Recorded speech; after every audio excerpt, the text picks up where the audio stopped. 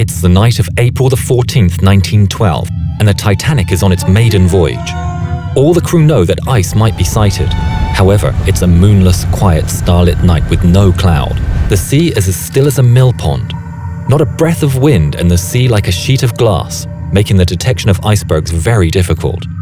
A telegram is received on the Titanic's wireless, warning all ships of heavy icebergs in an area just ahead of the Titanic. However, the second officer and the one on watch, Charles Lightoller, never receives the communication, and the ship steams on at 22 knots. At 10 p.m. he was relieved by First Officer William Murdoch and retires below. A bell sharply rings out from the crow's nest 3 times, and the call is heard, "Ice right ahead, sir!" The command is given, "Hard a starboard, full speed astern!" But it's too late, and the ship has been struck as ice falls on the foredeck. No one knows the ship has been pierced 6 or more times below the waterline on the starboard side. From this moment, nothing can save her. Lightoller, on his bunk, feels a slight jar, a shiver that ran through the ship. The fourth officer puts his head around the door and says, "Do you know we struck an iceberg? The water is up to F deck in the mailroom." Lightoller runs up to the deck. The ship is stopped, and the steam from all the boilers is roaring through the exhausts. The noise is deafening. Lightoller sees the captain, cups his hands over his ear and shouts, "Shall I get the women and children away, sir?" The captain nods, and Charles sets about loading the lifeboats, strictly enforcing the women and children first protocol, only allowing men to board the lifeboats in the capacity of auxiliary seamen. Everyone, including Charles at this stage, thought it was just a precautionary measure and the ship wouldn't founder.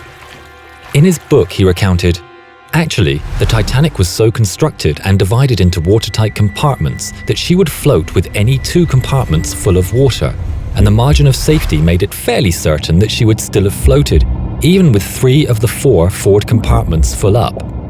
Although I was fairly confident in my own mind that she would not sink, one has no right to risk an error of judgment that may entail loss of life, particularly when it is the case of the passengers you are carrying." As it turned out, she was holed in no less than 6 compartments along the starboard side, and nothing could have saved her. By the time half the boats were gone, the bow started to go lower, and the creeping dread of the high water made it clear that it was only time before she would slip beneath the surface. The band started playing, "Nearer My God to Thee." Attempting to launch a lifeboat, Charles found it was already occupied by 25 male passengers. He forced them out of the boat, yelling, "Get out of there, you damn cowards! I'd like to see every one of you overboard!" The boat was lowered successfully, although some were not filled to capacity, in part due to concerns that the winch system would not take the weight of a fully loaded lifeboat. The last boat was a collapsible raft stowed upside down on the officers' quarters. Lightoller and another seaman cut the life raft free and threw it down on the water, which was now above the boat deck. The Titanic took a sudden dip, and people were washed into the sea. Charles started to swim away but got sucked down and trapped against a grate.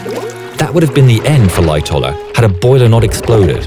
In the swirling mass of water, he got pushed back up to the surface and found himself near the collapsible raft he had released earlier. The raft was upside down, but Charles hung onto a rope attached to it. The cables holding one of the Titanic's gigantic funnels gave way, and the huge funnel fell into the icy water, missing Charles by inches.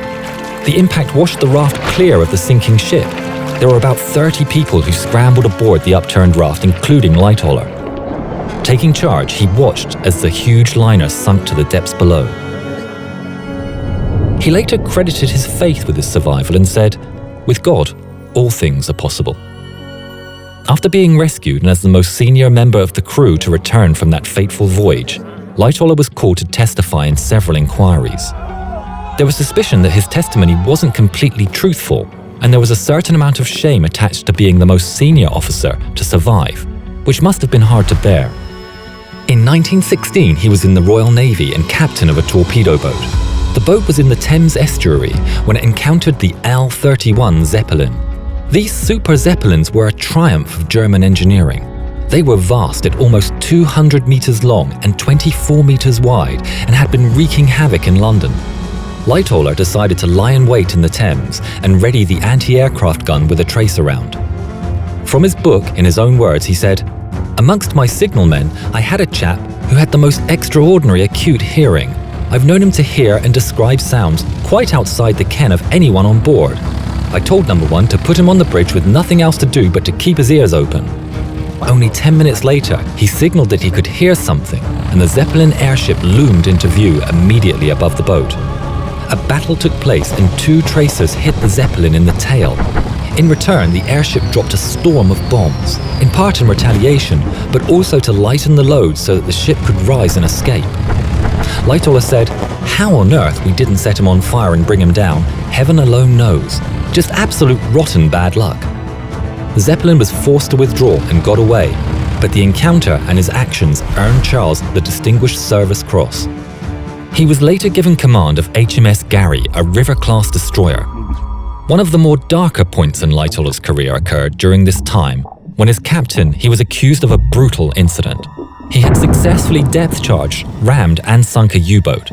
The surviving crew were swimming, and Lightoller would not accept their surrender. What's more, the crew of the Gary allegedly opened fire on the survivors under the orders of its captain.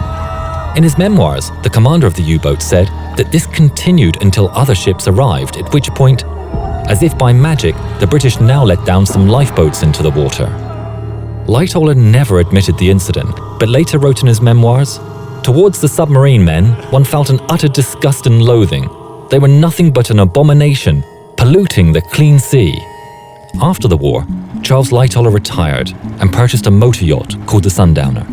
He wrote an autobiography, Titanic and Other Ships, which sold well until Marconi forced the book to be removed from sale due to his comments on the role of the Marconi radio operators in the Titanic disaster. In 1939, at the outbreak of war, his youngest son, Herbert, became one of the first casualties of the conflict and was killed in action on the 4th of September. Herbert was in the Royal Air Force and had spoken to his father about aviation, and in particular the process of how a plane targets a ship. Charles listened and learned, a lesson that was particularly useful when in 1940 the Sundowner was requisitioned by the Navy to help with the evacuation of Dunkirk. He was told to take his motor yacht to Ramsgate, where he would give the boat to a Navy crew. He refused, saying, "If anyone was going to take her over, well, my eldest son and I were." Charles set off to cross the English Channel with his eldest son Roger and a 19-year-old Sea Scout. The boat was licensed to carry 21 passengers. Charles loaded the ship with 127 servicemen, 75 below deck and the rest on top. On the way back, they were attacked by a Stuka. Charles remembered what his son Herbert had told him and stood on the bow. As the Stuka screamed down and lined up his bombing run, Charles waited and watched, and at the last possible moment, he yelled out to turn the boat, and the bomb splashed harmlessly on the starboard side of the Sundowner.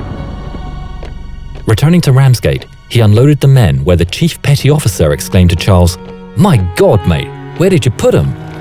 If parts of this story sound familiar, in 2017, Christopher Nolan's film Dunkirk was released, where the character Mr. Dawson, played by Mark Rylance, was inspired by Charles Lightoller. Lightoller died in 1952, but his motor yacht, the Sundowner, can be visited today in the Ramsgate Maritime Museum.